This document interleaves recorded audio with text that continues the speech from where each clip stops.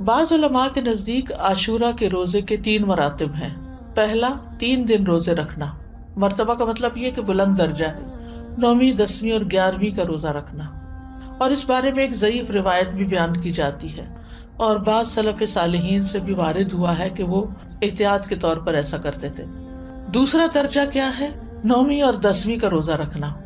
اکثر احادیث اس کی تائید کرتی ہیں اور اسی کے بارے میں سنت وارد ہوئی۔ اور تیسرا ہے صرف 10ویں کا روزہ رکھنا، اور ایسا کرنا جائز ہے، مکروہ نہیں ہے۔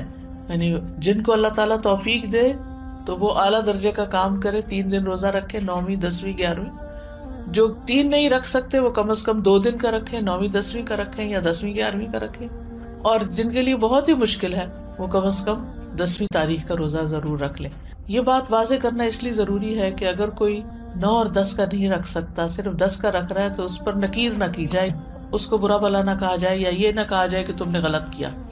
یہ غلط نہیں ہے، یہ درجے اور مرتبے ہیں۔ اسی طرح 10 محرم اگر جمعہ یا ہفتہ کو آ رہی ہو تو اس 1 دن کا روزہ رکھنا بھی جائز ہے۔ خالی جمعے کو اکیلا کر کے روزہ رکھنا عام طور پر پسندیدہ نہیں، لیکن اگر محرم کا روزہ اس دن کو آ رہا ہے، عاشورہ کا روزہ، تو پھر جمعے کے دن بھی رکھا جا سکتا ہے۔